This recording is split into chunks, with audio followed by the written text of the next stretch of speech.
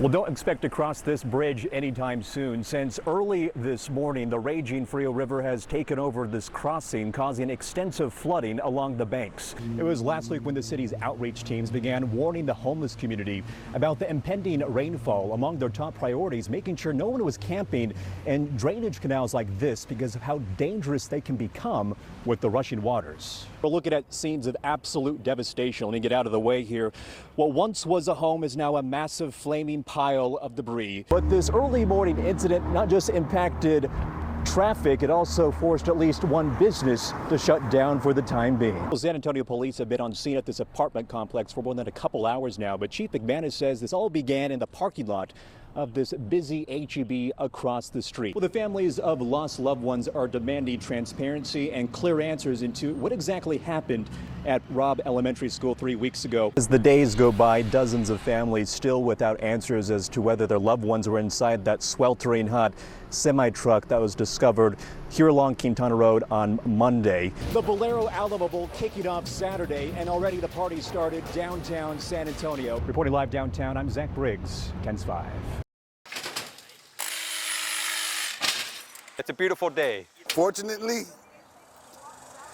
we've been blessed. A surprise to be sure, but a welcome one. After 2 years of on and off mail theft caught on camera, the Copper Canyon community's demands for change have at last been answered. Those decrepit old units from 20 years ago swapped out with 3 new mailboxes. With high security locks, and the doors don't bounce around or wiggle or anything like that, so we're very excited. You have to let the Postal Service know what is going on, but I'm glad that I kept on calling the 1-800 number.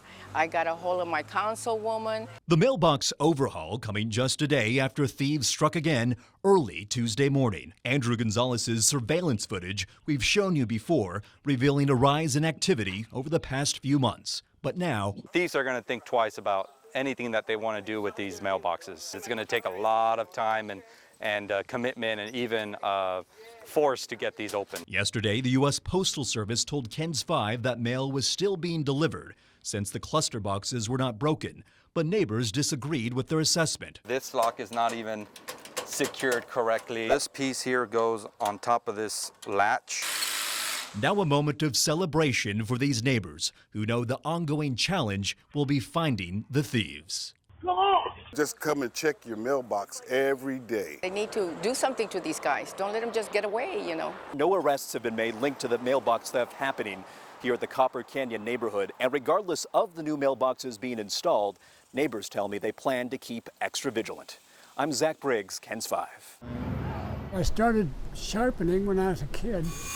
Bob Cordes' love for refining blades sparked in Chicago. I was 10 years old. My grandfather was a barber. He asked me if I wanted to sharpen his razors. Now 81 years old, Cordes in Kerrville is working out of Gibson's Discount Center, immersed in a humanitarian mission. We really feel like we're in this together.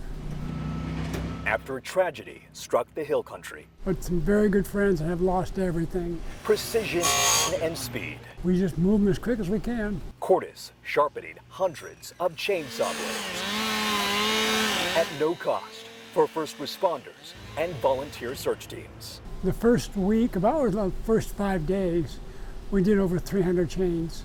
And once help arrives in the coming days, he anticipates that number will grow to 500 to 600 chains a week. Cordes knows how crucial it is for crews to have the right tools in tip-top condition. It adds so much more efficiency so they're not fighting cutting wood up or cutting the trees. It just makes their job much easier. And while not in the trenches himself, wielding a chainsaw alongside the army of personnel. We'll be doing this as long as people need chainsaws. Bob Cordes is helping his community stay sharp for months to come. I'm just an old guy, and I can't get out there and do that, but I can do something else to make it more efficient. And it's kind of a way to say, never give up. Zack Briggs, KENS 5. It's a big struggle. Amelia Amy Madin is reminded every day of the terror she survived 2 years ago at Robb Elementary. I picture the hallway It takes me back to that day, just running in the hallway and saying, "Get in your rooms." A piercing pain she feels will never go away. The suffering of running back to the building, running from an AR-15, and, you know, the shooting while I was running back. That's a lot of trauma. Maureen was the educator Texas DPS initially accused of propping open a school door leading to the tragedy. I knew it wasn't true. But just days later, authorities corrected their statement after Maureen's attorney spoke up. Being blamed for leaving that door open and being blamed for those 21 lives, that's like double trauma. And no one will ever understand. Traumatized and heartbroken, Maureen isolated herself for 3 months, fearing judgment from the victims' families and the community. I'm constantly looking out the windows. I have my curtains closed all the time, and I still During our interview, the sound of a helicopter overhead, triggering Maureen's fight to keep composed. The helicopter sound is a trigger. A trigger which she tries to cancel out. I have my headphones on the wall, but I always have them with me when I hear it coming. I usually put them on. I just try to be real. Alongside her daughters and grandchildren, Maureen found her therapy through art. She's like, "Really, Mom?" Her home filled with colorful signs of hope and resilience. I found some calmness in painting. The paintings call your name. Each brushstroke helping heal. It's almost like I feel a happiness when I paint. As Maureen paints through the pain. It's almost like they're telling me, do this. Those 21 souls lost at Rob forever in her heart. It might be crazy for some people to believe this, but when I paint, I can feel them around me. I'll talk to them and I'll tell them, what am I going to paint now? Because some of them were artists, you know? I can hear them laughing.